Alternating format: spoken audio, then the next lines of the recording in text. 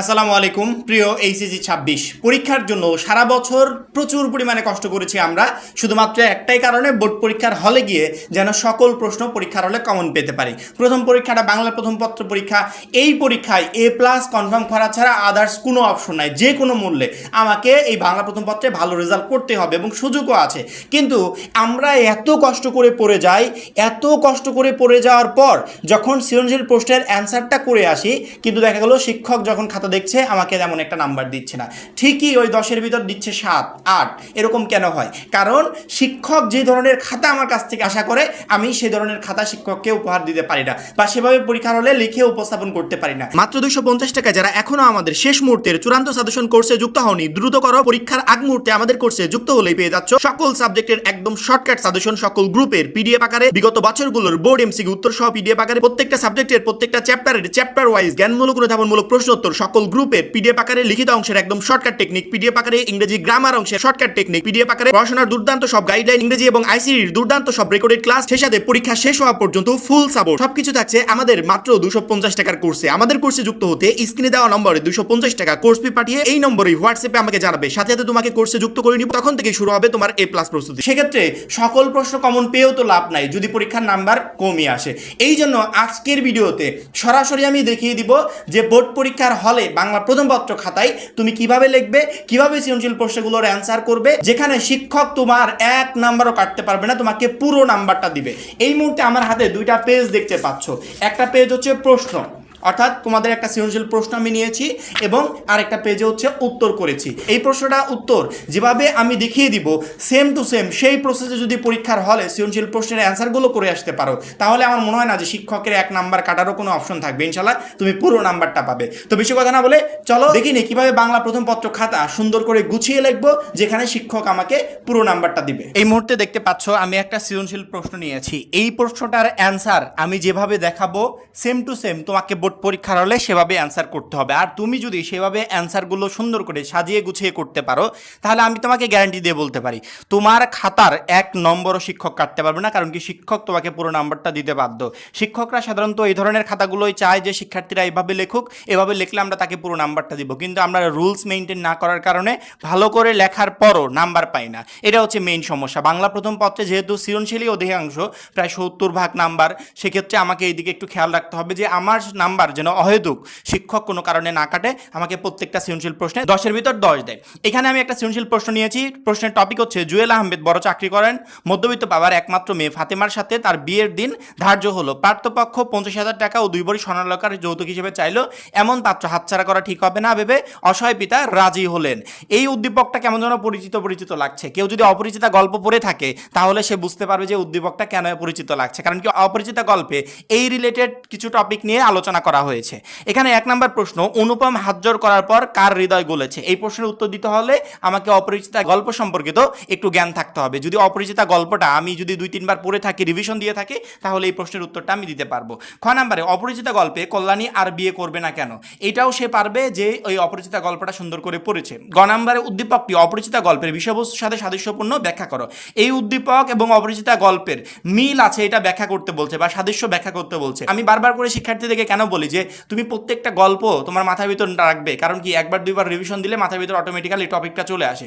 এই টপিক মাথার ভিতর থাকলে এই গ বা ঘ প্রশ্নের অ্যান্সার করা তেমন কোনো কঠিন হয় না, একদম ইজিলি করা যায়। ঘ নাম্বার বলেছে অপরিচিত গল্পের পুরোপুরি ভাব উদ্দীপকে ফুটে উঠেছে, তুমি কি একমত? পক্ষে যুক্তি দাও। এখন পুরোপুরি ভাব ফুটে উঠেছে কিনা এইটা আমাকে বলতে হলে আগে আমাকে অপরিচিত গল্প সম্পর্কে জানতে হবে। যারা জানে তারা নিশ্চয়ই বলতে পারবে যে পুরোপুরি ভাব ফুটে উঠেছে নাকি অল্প কিছু ফুটে উঠেছে। এবার আমরা উত্তরে চলে যাই। 1 নম্বর প্রশ্ন, অনুপম হাত জোড় করার পর কার হৃদয় গলেছে? একটু খেয়াল করে দেখো, তোমার যে খাতাটা তুমি পাবে বোর্ড থেকে, যে খাতাটা দিবে লেখার জন্য, তোমার মেইন কাজ হবে প্রথমত খাতাটা সুন্দর করে স্কেলিং করবে। স্কেলিং করার পর যখন কোশ্চেনের অ্যান্সার করা শুরু করবে, তখন একটা বিষয় খেয়াল রাখবে যে আমার প্রশ্নে সবচেয়ে সহজ যে সৃজনশীলটা আমার লাগছে যে আমি এই সৃজনশীল প্রশ্নের অ্যান্সার একদম ইজিলি করতে পারবো, সহজ প্রশ্নগুলোর অ্যান্সার সবার আগে করার চেষ্টা করবে। কারণ কি, ওইগুলোর অ্যান্সার প্রথম দিকে করতে গেলে অল্প সময় করতে পারবে, হাতে লেখা সুন্দর হবে, কোনো দিকে কোনো ঝামেলা হবে না। সহজ প্রশ্নগুলোর অ্যান্সার আগে করবে, যেগুলো তোমার কমন আসে। আসছে। 1 নম্বর প্রশ্ন, প্রথমত তুমি যে প্রশ্নটা লিখছো সেটা যদি 10 নম্বর প্রশ্ন হয় তোমাকে প্রথমত লিখে নিতে হবে উপরে 10 নং প্রশ্নের উত্তর, তাহলে সুন্দর দেখা যায়। 10 নং প্রশ্নের উত্তর লিখে নিচে আন্ডারলাইন করবে, কি দেয়া, নীল কালি দিয়ে আন্ডারলাইন করবে, অথবা যদি জেল পেন থাকে জেল পেন ইউজ করে আন্ডারলাইন করবে। আন্ডারলাইন করার পর এখানে 2 নং প্রশ্নের ক এর উত্তর দিবে না, এরকম করবে না। 2 নং প্রশ্নের উত্তর দিয়ে তারপর নিচে এখানে ক দিয়ে তারপরে উত্তর দিবে। অনেক সময় অনেক শিক্ষার্থী দেখে কি 2 নং প্রশ্নের ক এর উত্তর, আবার খ লেখার সময় 2 নং প্রশ্নের খ এর উত্তর। এত সময় কি আমার হাতে আছে? এত সময় তো নষ্ট করা যাবে না। এভাবে দেখো আমি সুন্দর করে সাজিয়েছি, কি সুন্দর দেখা যাচ্ছে। এইভাবে যদি তুমি পরীক্ষার হলে উপস্থাপন করতে পারো, শিক্ষক তোমাকে পুরো নাম্বারটা দিতে বাধ্য।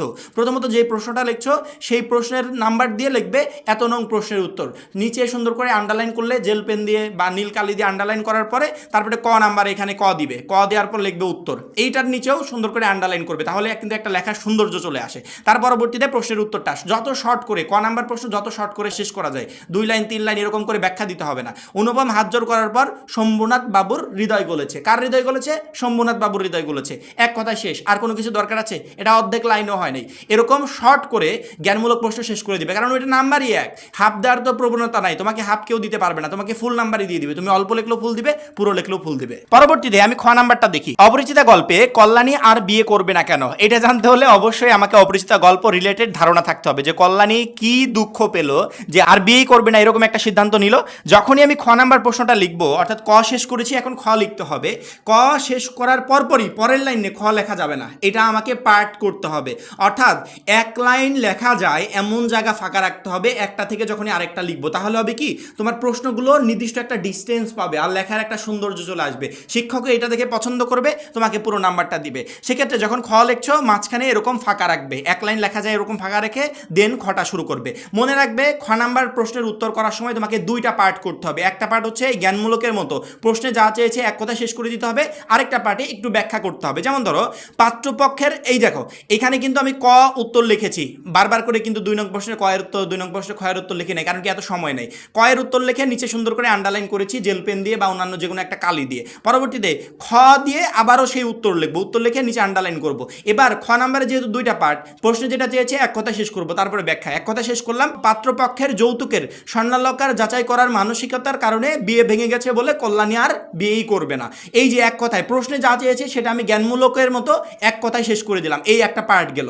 তারপরে এইটা আমাকে 2টা পার্ট করতে হবে, পার্ট করতে হলে অবশ্যই তো একটু আলাদা করতে হবে। সেক্ষেত্রে এক লাইন লেখা যায় এমন জায়গা ফাঁকা রেখে দেন আমি এই যে প্রথম লাইনটা যে লিখেছি এইটার ব্যাখ্যা আমি এখানে দিব। অতিরিক্ত লেখার কোনো প্রয়োজন নাই যে খ নাম্বারে 2 নাম্বার মানে অতিরিক্ত লিখতে হবে। তুমি যদি 5 লাইন 6 লাইন 7 লাইন সুন্দর করে গুছিয়ে লিখতে পারো, এভাবে 2টা পার্ট করে শিক্ষক তোমাকে এখানে পুরো নাম্বারটা দিবে, অর্থাৎ 2 এর ভিতর 2 ইনশাল্লাহ তুমি এখানে পাবে।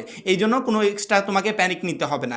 এই যে আমি প্রথম যে লাইনটা লিখেছি এটার এখন ব্যাখ্যা দিব যে কল্যাণী বধূ সাজে সেজে বিয়ের জন্য প্রস্তুত, অথচ যৌতুক লোভী পাত্রপক্ষ তাদের গহনা যাচাই করতে চাইলে তাকে গহনাগুলো খুলে দিতে হয়। পাত্রপক্ষের এই হীন মানসিকতার ফলে শম্ভুনাথ বাবু বিয়ে ভেঙে দেন এবং কল্যাণীও পণ করে কুসংস্কার জন্য এই সমাজে সে আর বিয়ের পিড়িতে বসবে না। অর্থাৎ প্রথমে প্রশ্নে যেটা চেয়েছে সেটা এক লাইনে শেষ করে দিলাম, এই লাইনটারই ব্যাখ্যা এখানে সুন্দর করে 3 লাইন 4 লাইন বা 5 লাইন আমি দিয়ে দিলাম, তাহলে কিন্তু হয়ে গেল।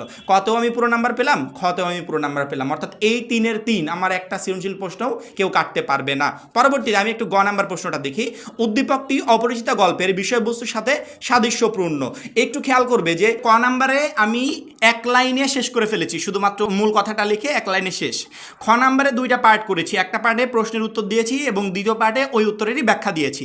গ নাম্বার প্রশ্নটাই আমাকে 3টা পার্ট করতে হবে। প্রত্যেকটা প্রশ্ন লেখার সময় প্রশ্নে যা চেয়েছে ওইটা এক লাইনে শেষ করে দিবে, ওইটা তোমার একটা পার্ট হবে, জ্ঞানমূলকের মতো এক লাইনে শেষ করে দিবে, ওইটা একটা পার্ট। দেন তুমি পরবর্তী পার্টগুলো দিবে। 2 নাম্বার প্রশ্নে অর্থাৎ খ নাম্বারে তোমার 2টা পার্ট, গ নাম্বারে 3টা পার্ট, ঘ নাম্বারে 4টা পার্ট, এগুলো খেয়াল রাখবে। এবং প্রত্যেকটা পার্টের প্রথম যে পার্টটা হবে এটা প্রশ্নে যা চেয়েছে সেটা এক কথায় শেষ করে দিতে হবে। যেমন ধরো গ নাম্বারের আমি সেমভাবে গ লিখেছি, তারপরে উত্তর লিখে নিচে সুন্দর করে আন্ডারলাইন করেছি, তার পরবর্তীতে গ নাম্বারটা শুরু করেছি যে উদ্দীপকের যৌতুকের বিষয়টি যেভাবে ফুটে উঠেছে তা রবীন্দ্রনাথের অপরিচিতা গল্পের মূল ভাবের সাথে সাদৃশ্যপূর্ণ, কারণ কি অপরিচিতা গল্পেও এই সেম কাহিনীটি ঘটেছিল এবং আমার যে প্রশ্নটা আমি লিখছি উদ্দীপকেও এই সেম কাহিনী বলা হয়েছে যে তারা যৌতুক চেয়েছিল, পরবর্তীতে মেয়ের বাবা ভালো ছেলে বলে রাজি হয়ে যায়। দেন প্রথমত যখন আমি সুন্দর করে এক কথায় আমার প্রশ্নে যা চেয়েছে সেটা দিয়ে দিলাম, এইবার আমার উদ্দীপক এবং অপরিচিতা গল্পে সাদৃশ্য কোন জায়গা সেই বিষয়টা নিয়ে একটু আলোচনা করব যে যৌতুকের বিষয়টি অপরিচিতা গল্পে যথার্থভাবে তুলে ধরা হয়েছে। এই গল্পে বিয়ে হবে কিনা সেটা মুখ্য বিষয় নয়, বরং যৌতুকের গহনা খাঁটি বা পরিমাপে সঠিক কিনা সেটাই বিবেচ্য বিষয়। এর ফলে বিয়ে ভেঙে গেলেও বরের যৌতুক লোভী আমার কিছু যায় আসে না। অর্থাৎ আমার উদ্দীপকে যেটা বলা হয়েছে সেই রিলেটেড কি ইনফরমেশন আমার অপরিচিতা গল্পে আছে সেটারই একটা ব্যাখ্যা আমি দ্বিতীয় পার্টে দিয়ে দিলাম। এই দ্বিতীয় পার্টে তুমি যদি মনে করো যে এখানে 3 লাইন আছে বা 4 লাইন আছে, এখানে এই কাগজের 3 লাইন তোমার খাতার 3 লাইন হবে না, তোমার খাতার 5 থেকে 6 লাইন হয়ে যাবে, ঠিক আছে?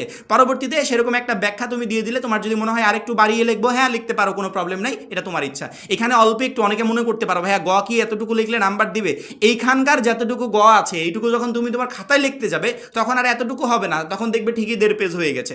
পরবর্তীতে দ্বিতীয় পার্টে আমার উদ্দীপকে যেটা আলোচনা করা হয়েছিল সেটা আমার পাঠ্য বইয়ে কি আলোচনা করা হয়েছে সেটা আমি দ্বিতীয় পার্টে শেষ করে দিলাম। দেন তৃতীয় পার্ট, উদ্দীপকের যৌতুকের বিষয়টিকে মুখ্য হিসেবে তুলে ধরা হয়েছে, তবে এখানে বিয়ে ভেঙে যায়নি, বরং ভালো ছেলে পেয়ে কনের পিতার যৌতুক প্রদানে নিরুপায় সম্মতি লক্ষ্য করা যায়। সুতরাং দেখা যায় যে উদ্দীপকটি গল্পের বিষয়বস্তুর সাথে সাদৃশ্যপূর্ণ। এই যে পাঠ্য বই এবং আমার উদ্দীপক, এই দুইটার মিশ্রণে আমি আলাদা আলাদা দুইটা পার্ট এখানে দিয়ে দিলাম। আমি বারবার করে বলি যে তোমরা তোমাদের পাঠ্য বইয়ের যে গল্পগুলো আছে, কবিতাগুলো আছে, এই রিলেটেড ইনফরমেশনগুলো মাথায় নিয়ে যেও, তাহলে সৃজনশীল প্রশ্নের অ্যান্সার করা তোমার কাছে কিছুই কঠিন হবে না, একদমই কঠিন হবে না। তোমাকে 5টা 10টা 50টা 100টা সৃজনশীল প্রশ্ন পড়েও যেতে হবে না, এগুলো পড়ার কোনো প্রয়োজন নেই। জাস্ট তুমি তোমার মূল বইয়ের চ্যাপ্টার ওয়াইজ যদি ইনফরমেশন মাথায় নিয়ে যেতে পারো, তুমি সৃজনশীল প্রশ্নের অ্যান্সার একদম ইজিলি করতে পারবে। এইভাবে 3 পার্টে গ নাম্বারটা শেষ করে দিবে। দেন আমরা ঘ নাম্বার দেখছি। ঘ নাম্বারটা 4টা পার্ট আছে। প্রথম পার্ট তোমরা জানো যে প্রত্যেকটা প্রশ্নে যা চেয়েছে সেটা শর্ট করে ছেড়ে দিতে হবে। অপরিচিত গল্পে পুরোপুরি নয়, বরং কেবলমাত্র যৌতুকের বিষয়টি উদ্দীপকে ফুটে উঠেছে। এখানে প্রশ্ন কি ছিল দেখো তো, অপরিচিত গল্পের পুরোপুরি ভাব উদ্দীপকে ফুটে উঠেছে, তুমি কি একমত কিনা? অপরিচিত গল্পে অনেক কিছু আলোচনা করা হয়েছে, কিন্তু উদ্দীপকে শুধুমাত্র যৌতুকের বিষয়টি আলোচনা করা হয়েছে, সেজন্য এখানে বলেছে অপরিচিত গল্পে পুরোপুরি নয়, বরং কেবলমাত্র যৌতুকের বিষয়টি উদ্দীপকে ফুটে উঠেছে। এই যে এক লাইনে শেষ করে দিলাম, এটা প্রত্যেকটা প্রশ্নের ক্ষেত্রে সেম এক লাইনে শেষ করে দিতে হবে। এখানে আমি ঘ উত্তর দিয়ে নিচে আন্ডারলাইন করে তারপরে শুরু করে দিয়েছি। এক পার্ট, প্রথম পার্টটা শেষ।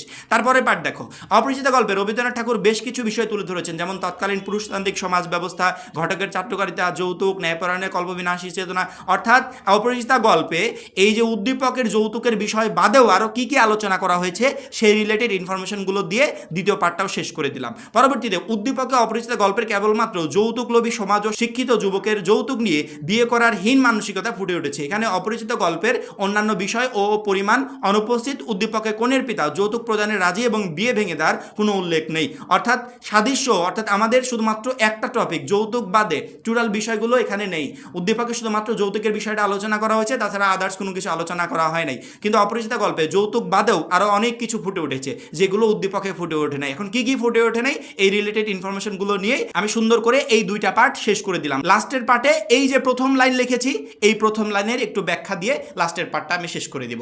এইভাবে 4টা পার্টে ঘ নাম্বার প্রশ্ন আমি শেষ করে দিব। অনেকের মনে হতে পারে যে এতটুকু লিখলে ঘতে নাম্বার দিবে কিনা। এই এতটুকু যখন তুমি তোমার খাতায় লিখতে যাবে না পার্ট বাই পার্ট করে, আমার মনে হয় আই থিঙ্ক প্রায় 2 পেজের কাছাকাছি হয়ে যাবে। তুমি গতে এখানে 3-এর ভিতর ইনশাল্লাহ 3ই পাবে এবং ঘতে এখানে 4-এর ভিতর ইনশাল্লাহ 4ই পাবে। সেক্ষেত্রে আমার মনে হয় না যে এই একটা সৃজনশীল প্রশ্নে 10-এর ভিতর 10 পেতে আমাকে আহামরি কষ্ট পোহাতে হবে। যদি রুলস মেনটেন করে সুন্দর মতো লিখতে পারি তাহলে শিক্ষক অবশ্যই আমাকে 10-এর ভিতর 10 দিতে বাধ্য। আশা করি প্রত্যেকটা শিক্ষার্থী বুঝতে পেরেছ। বাংলা প্রথম পত্র পরীক্ষার খাতায় এভাবে প্রত্যেকটা সৃজনশীল প্রশ্ন লেখার চেষ্টা করবে, প্রত্যেকে এভাবে লিখবে, ইনশাল্লাহ পুরো নাম্বারটা তুমি পাবে। আর যারা এখনও আমাদের শেষ মুহূর্তে মাত্র 250 টাকায় ফাইনাল সাজেশন কোর্সে যুক্ত হওয়া নাই, খুবই দ্রুত যুক্ত হয়ে যাবে, কারণ কি আমাদের একটা কোর্সে তোমাকে প্রত্যেকটা সাবজেক্টে A+ প্রিপারেশন নিতে সহযোগিতা করবে। সবাই ভালো থাকবে, সুস্থ থাকবে, আল্লাহ হাফেজ।